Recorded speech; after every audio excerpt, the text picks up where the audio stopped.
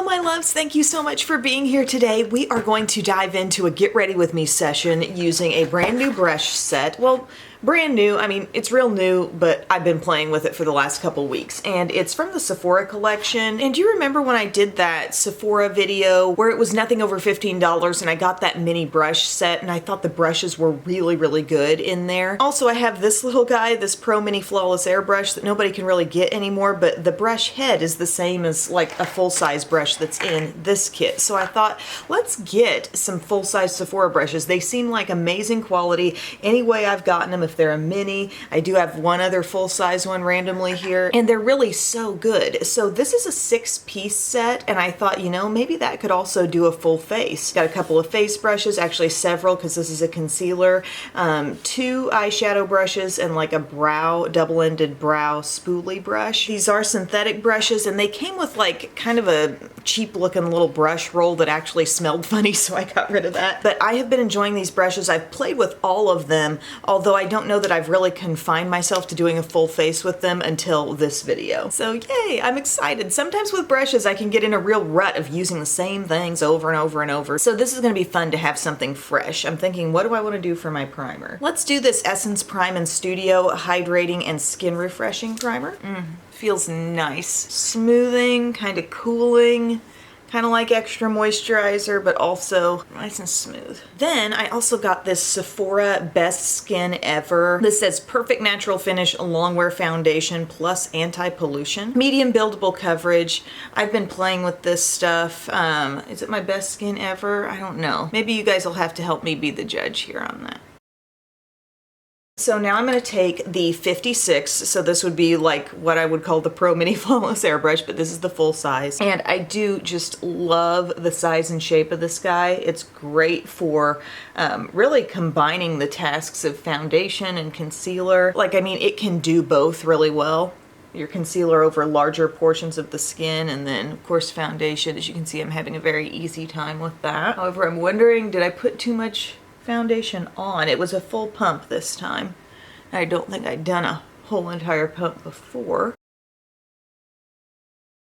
But see, I love this kind of dabbing motion this brush can take on. Really getting around the nose, getting up to hairlines. Just, you have so much control with it because it really isn't too big, but yet it's plenty full enough to get a nice even blend. I actually think I'm more satisfied with the look on the skin with that full pump. It's a very strong medium coverage, but I can see just this little sheen on the skin, very natural skin-like finish. I like it. I'm happy with it. I haven't really paid close attention to the staying power. I've worn this maybe 3 times already, but I'll try to watch for that today. Honestly, most of the time these days, I don't feel like I'm encountering massive wear down. Like, I'm not dealing with a lot of sweat and oiliness, if you know what I mean. But here lately, you know, we've been so cold, like sub-zero wind chills and all the snow and everything, and I felt like I would become dissatisfied with my look, not really because it was wearing away, but just because maybe it wasn't looking so hydrated and fresh as it did when I started. So I'm thinking a primer like I used today, that really hydrating Essence one, should help me out.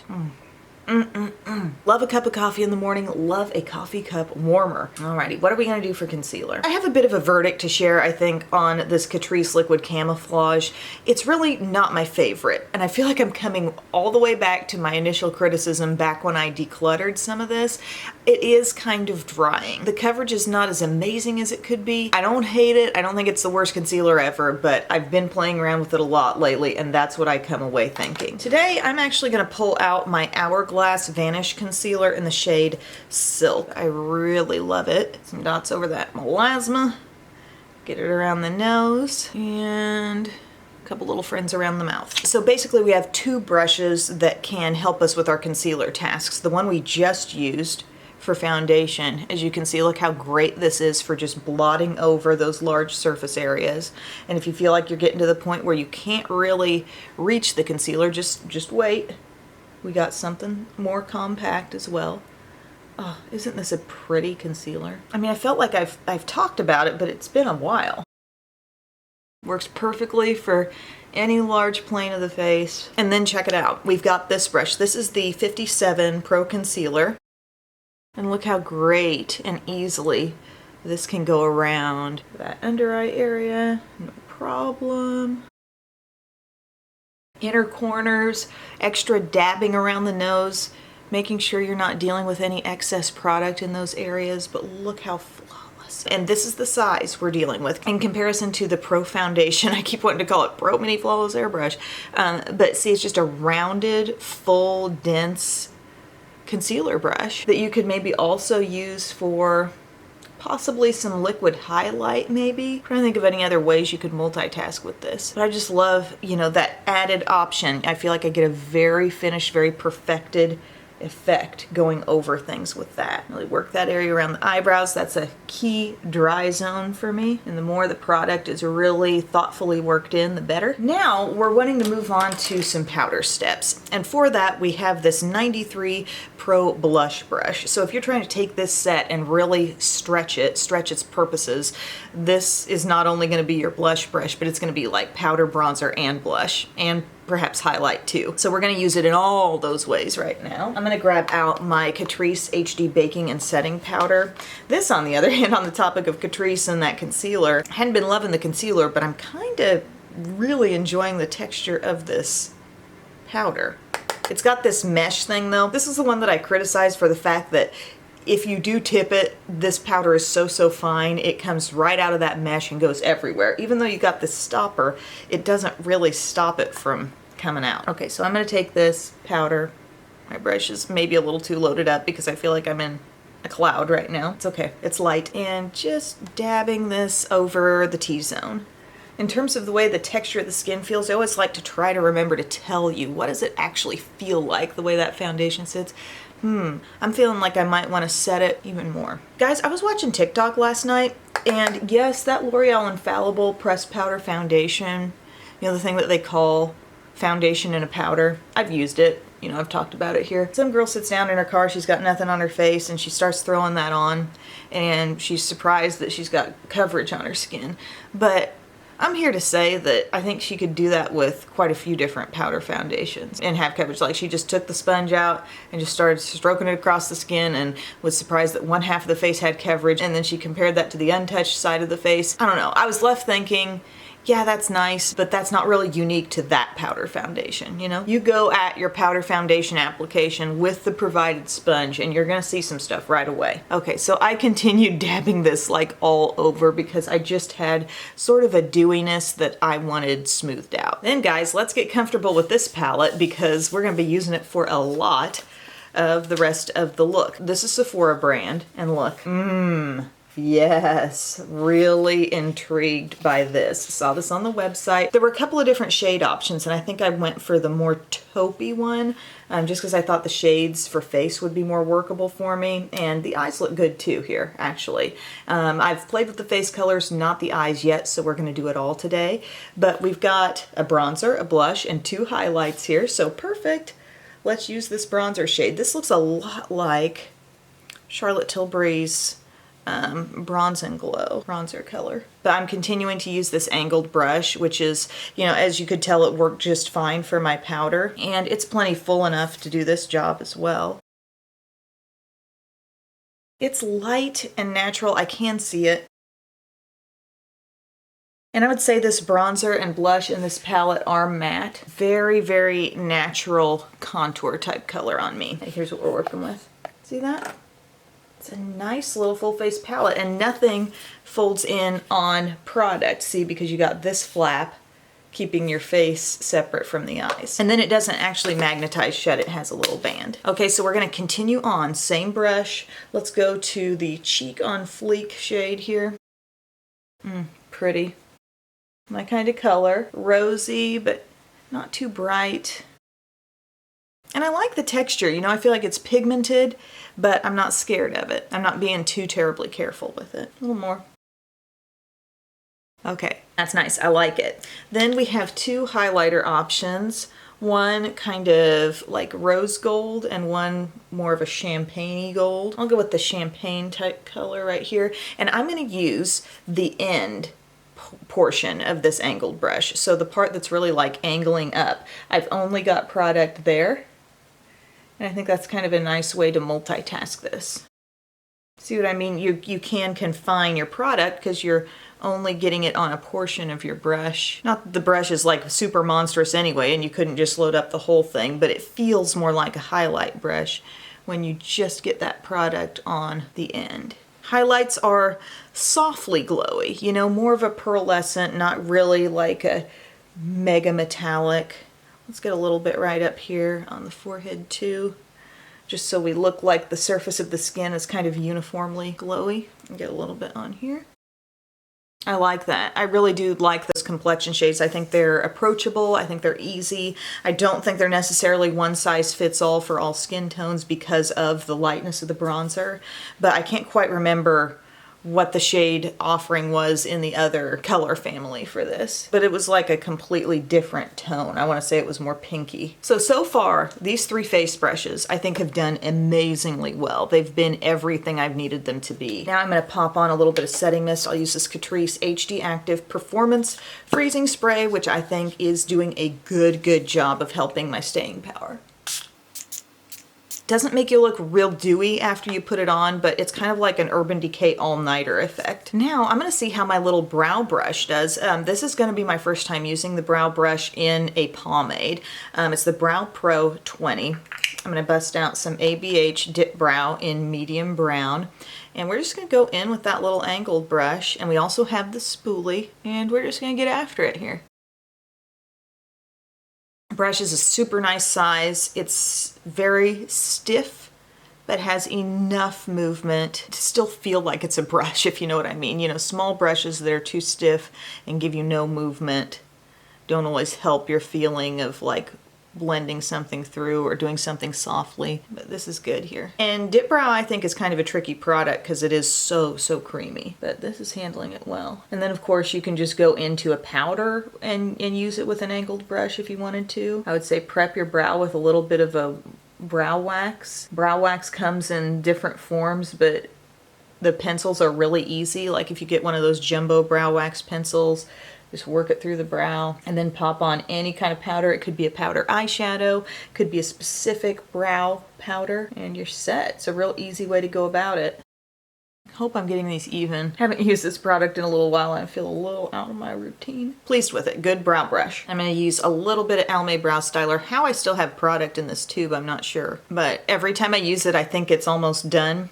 But then I still feel it. You know how you can feel something that has hold in your brows when you put it on? It's going to be the new Milani eyeshadow primer, the product that doesn't end. Now we will prime the eyes. I'm gonna start hearing some grunts to get it out, but I got it. I got plenty, really. Where is it being stored? Right in here, I think. Good to the last drop. Somebody's dog is up barking. 6:15. Huh, it's unusual. Normally I'm hearing the owls at this time. So if you've been doing the math on this 6-brush set, you know we have 2 brushes left. So it's going to be a 2-brush eye look, but I think these are going to be versatile enough to get it all done. This number 15 Pro Shadow brush, I think will be our pack it on brush, but it also has like just enough fluff that it may be good in the outer corner and maybe even under the eye. And then I've got this E25 looking brush here. The 57 is the Pro, or 27 Pro Crease. And that's seeming a lot like it would be like my Sigma E25. I'm gonna go to this shade right here, this matte. We'll just pop that in the crease. Now, you might remember I also got another Sephora palette recently. I got one of their pocket palettes in the olive color tone family, and it was really beautiful. Really nice quality. This is a very natural looking crease color. And yes, I also did get the Wild West palette from Urban Decay. Been playing with that a little bit. Oh, I was tempted to bring in a blending brush. Gonna have to blend with this too. Just work off any of the excess there. But yeah, I got that palette too. And I actually jumped right in. The first look I did with it was a bluish eye. And I was really happy with that. I'm gonna use a little bit of Overexposed here. It doesn't really look like there's a matte, like cream highlight shade. And this doesn't seem quite bright enough to be a highlight either. But this Overexposed color seems like it could just help fade and blend things. Again, I just work off the excess. If you're limited on your brushes, You can use your fluffy brush to just help you blend if you work all the product off of it. Just use my hand for that. Okay, so we're nice and diffused there. I think I'm ready to take in something deeper and maybe use the smaller brush for it. I'm gonna go to Cocoa Show. This looks like it has a little bit of plum in it, actually. Gosh, it's not quite doing what my flat brush would do in terms of packing on. Just got a little more fluff to it, but let's keep going. Because I can tell the shadow there. Shadow has some darkness for sure. Then we flip it, and I do feel like I've got the control to get that to my crease. This is a palette my cool shadow lovers might really get into. You know, you do have a golden shade here, but everything else very cool.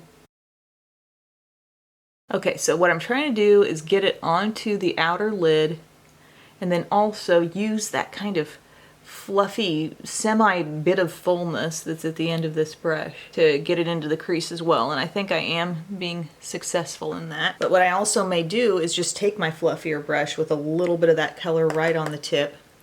By the way, I'm impressed with the lack of fallout from these. Like you're not dipping in and just getting bush like powder cloud. Just take a little bit of that deepest shade. Don't be scared of it.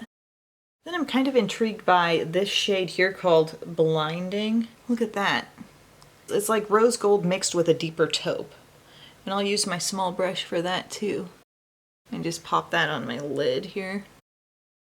Got some sheen, but it's not a super bright shade. You know, it's got depth and richness to it as well.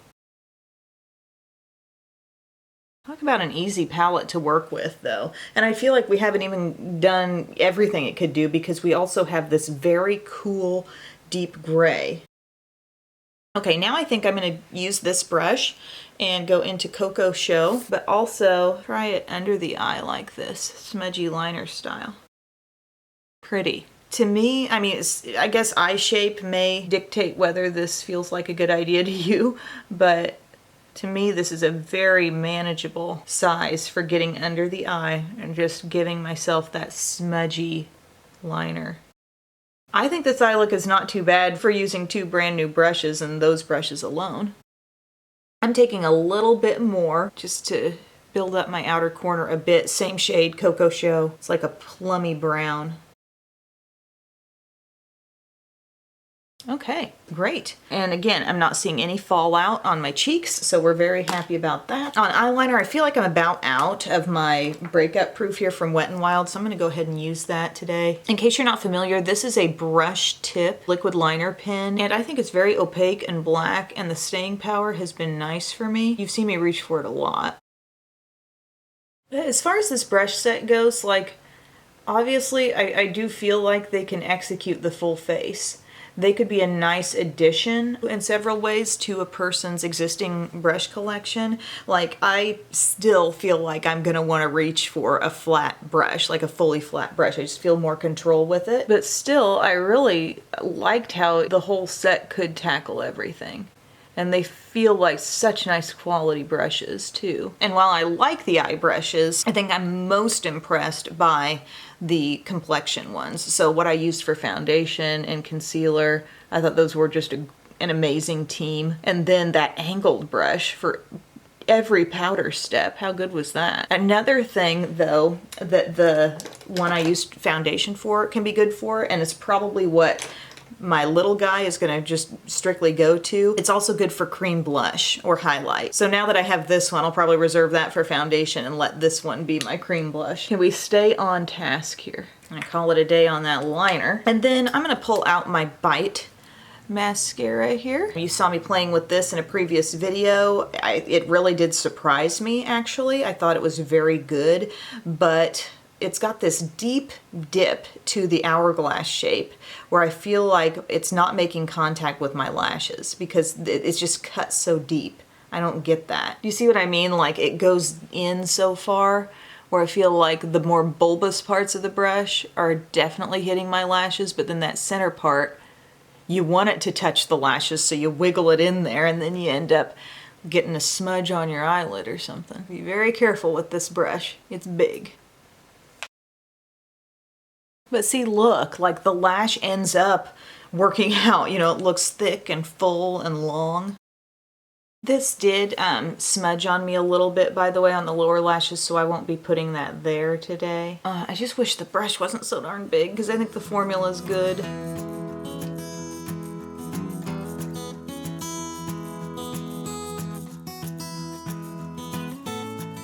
Maybe I'm just being a slob about it today, but I've had to like get stuff off my lid several times. And for lipstick, I'm gonna use the LuxTrance Lipstick from Pat McGrath in the shade Unfaithful. Haven't used this one in a while. Oh, what a creaminess, really nice. What was I talking about the other day that was like a creamy lipstick but didn't have a lot of shine? What was that? That's gonna bug me. Well, what I'm getting at is this is like that too. It goes on super duper creamy, but as you can see, it's not like a glossy shine, but it's most definitely a cream formula lipstick, and that really sets off the look. Trying to get a little more curl in the lashes. I think I rushed the curling process on this eye, but that's okay. So here is the finished look. I mean, the main thing I'm thinking about with this video is how are the brushes, and I really do like this brush set. I think there's some unique stuff going on, particularly with the foundation brush. This is a very unique size and shape for a foundation brush, and I love how it gives you that control. You feel like you're getting even blends and everything, but yet it also like dabs over your concealer so beautifully, and then you've got your more precise concealer brush to really take it in and press over those areas where you don't want excess and just get around those small places. I really love that. And then the fact that this 93, the Pro Blush, tackled every powder step on the skin. I thought it did a great job at it as well. And I really like using that little like end of the brush for the highlight. And then the eye brushes, I think definitely got the job done. I did not do a complex look. I would have liked to have ideally had a flat brush worked into all that, but still for a simple look, I think they did great. Still gonna be assessing that palette. I need to use that some different ways, and also want to wear the foundation a little bit more before I really chat about how good that's truly working for me. But the brush set is definitely 2 thumbs up from me. Thank you guys so much for watching. My battery light is flashing, so I gotta go. Have a great day, and I love you. I'll see you soon. Bye.